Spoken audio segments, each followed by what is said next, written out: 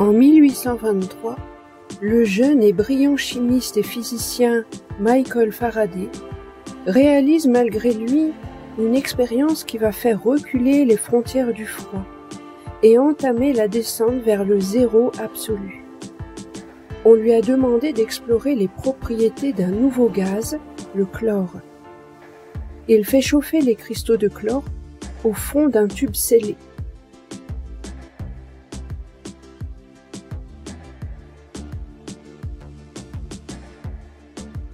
L'autre extrémité du tube, toujours scellée, est plongée dans un bain de glace. Du chlore gazeux de couleur jaune se dégage rapidement des cristaux.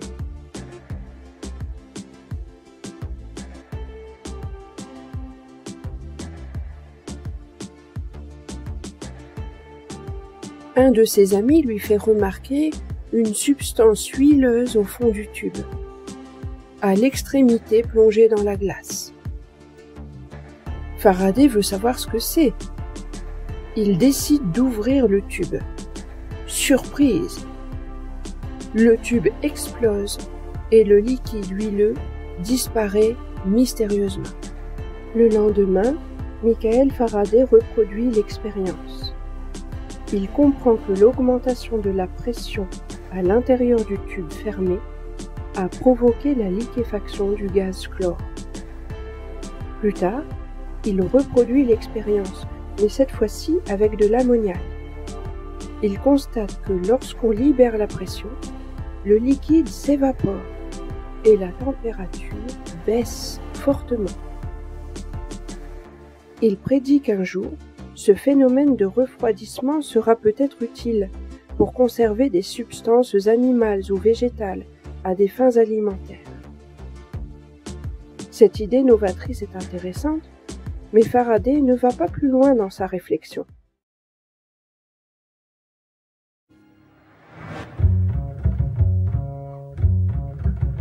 De l'autre côté de l'Atlantique, un entrepreneur américain mu par une philosophie très différente est sur le point de commercialiser le froid.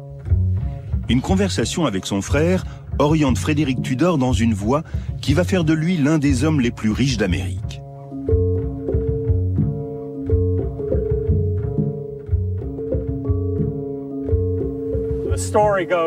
L'histoire raconte que pendant le dîner, ils étaient en train de se demander ce qui pourrait leur rapporter de l'argent dans la ferme de leur père. Il y avait des tas de cailloux, mais personne ne paierait pour ça. Alors ils ont pensé à la glace, dont certaines régions étaient dépourvues. L'idée paraissait folle, mais elle s'est avérée payante. Tudor commence à collecter de la glace sur les étangs de la Nouvelle-Angleterre. Et il se rend vite compte qu'il a besoin d'instruments spécialisés pour répondre à la demande. Il y avait de nouvelles scies qui représentaient une nette amélioration par rapport aux vieilles scies à bois, parce que leurs dents étaient aiguisées des deux côtés et elles coupaient lors des deux mouvements de va-et-vient. Une équipe dégageait un étang d'1,5 hectare en 2 jours.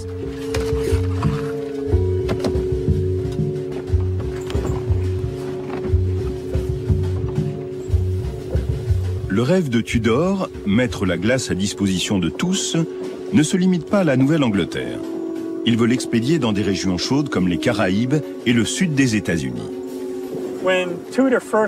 Quand il a essayé de convaincre les propriétaires de bateaux de transporter sa cargaison de glace, ils ont tous refusé parce qu'ils ne voulaient pas d'eau à l'intérieur de la coque. Il a donc dû trouver des investisseurs pour financer l'achat d'un bateau baptisé The Favorite.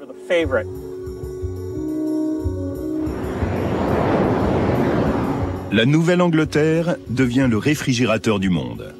Des cargaisons de glace partent vers les Caraïbes, l'Amérique du Sud et l'Europe. Tudor atteint même l'Inde et la Chine. Regardant les coupeurs de glace travailler sur l'étang de Walden, l'écrivain Henri Thoreau s'émerveille de penser que l'eau où il se baigne parcourt la moitié du globe pour finir dans la tasse d'un philosophe des Indes orientales. Rapidement surnommé le roi de la glace, Tudor commence à utiliser des chevaux et des armées d'ouvriers pour exploiter des volumes de plus en plus importants et faire face à une demande croissante. Dans la seconde moitié du 19e siècle, l'industrie de la glace finit par employer des dizaines de milliers de personnes.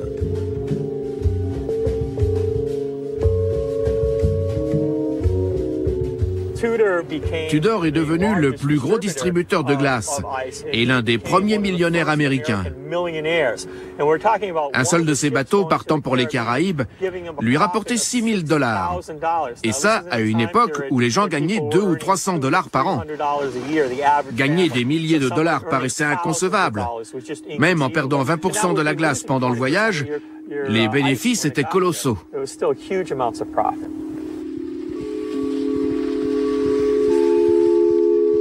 La réussite de Tudor repose sur une propriété remarquable de la glace. Il faut autant de chaleur pour faire fondre un bloc de glace que pour porter la même quantité d'eau à environ 80 degrés. Ce qui veut dire que la glace met longtemps à fondre, même quand on l'expédie vers des climats chauds.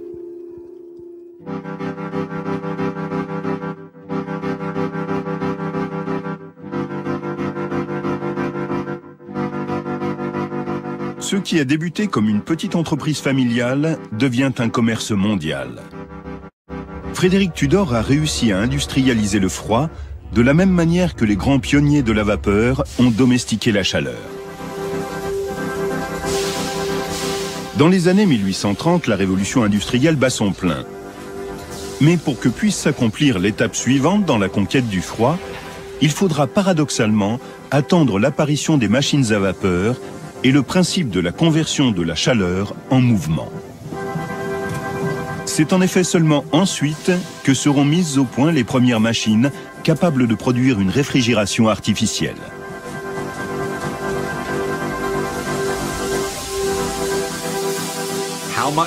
Combien de travail utile pouvez-vous tirer d'une certaine quantité de chaleur? Au début des années 1800, cette question était devenue le problème économique le plus important d'Europe.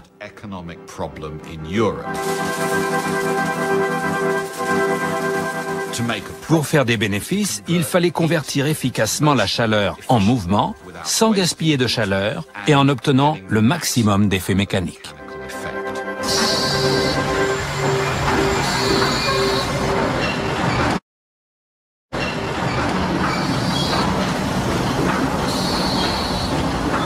Le premier à s'attaquer réellement au problème est un jeune ingénieur français, Sadi Carnot. Pour lui, améliorer l'efficacité de la machine à vapeur pourrait aider à redresser l'économie française après la défaite de Waterloo. Au Conservatoire des Arts et Métiers, il commence à étudier comment une machine à vapeur transforme la chaleur en travail mécanique.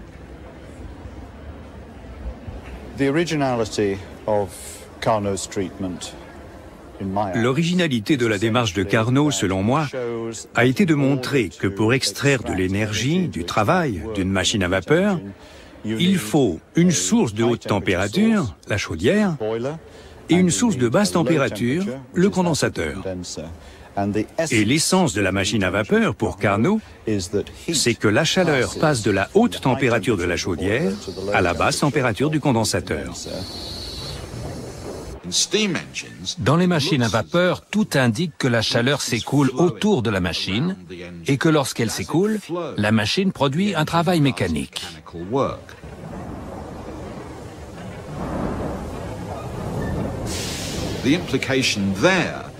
La conséquence, c'est que la chaleur n'est ni consommée ni détruite. On la fait simplement circuler et elle produit un travail.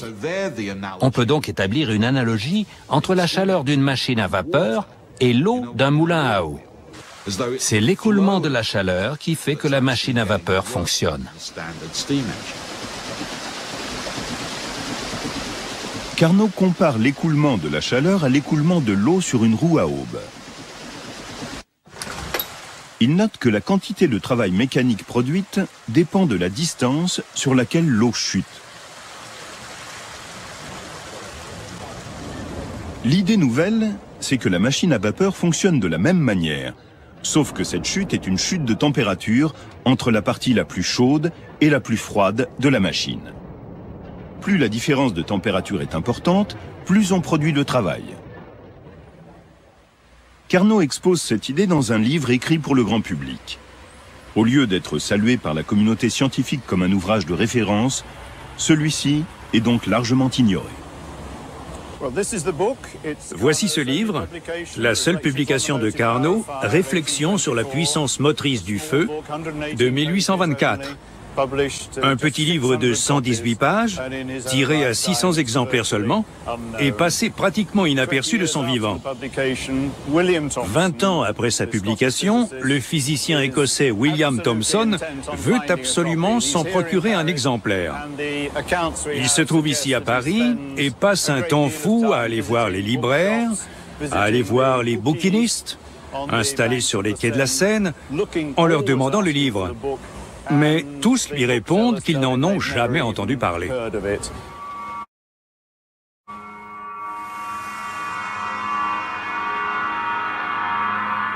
William Thomson, le futur Lord Kelvin, l'un des fondateurs de la nouvelle science de la thermodynamique, finit par en dénicher un exemplaire.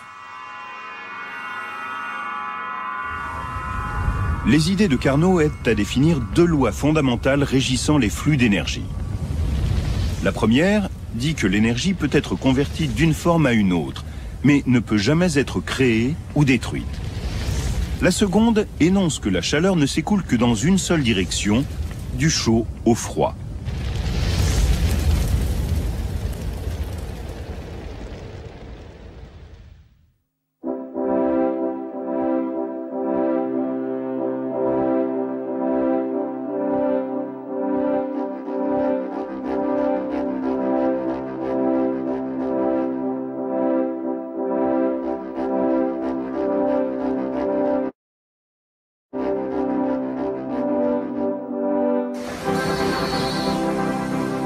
Dans la seconde moitié du XIXe siècle, cette nouvelle conception de l'énergie ouvre la voie à la production artificielle du froid. Tout cycle de réfrigération est basé sur l'écoulement de la chaleur du chaud au froid, qu'il s'agisse d'un réfrigérateur ou d'une machine à glace fonctionnant à vapeur.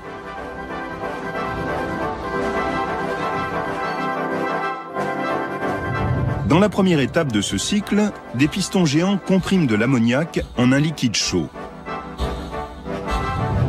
L'ammoniac liquéfié est pompé dans un condensateur où il est refroidi. Puis il est envoyé dans des tuyaux passant sous des réservoirs d'eau.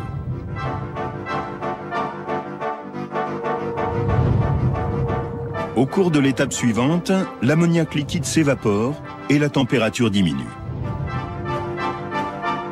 À mesure que l'ammoniac absorbe la chaleur de l'eau environnante, les réservoirs d'eau se transforment en blocs de glace. Dans les années 1880, de nombreuses villes américaines possèdent des fabriques comme celle-ci, qui peuvent produire 150 tonnes de glace par jour. Pour la première fois, la glace artificielle menace le commerce de la glace naturelle, lancé par Frédéric Tudor.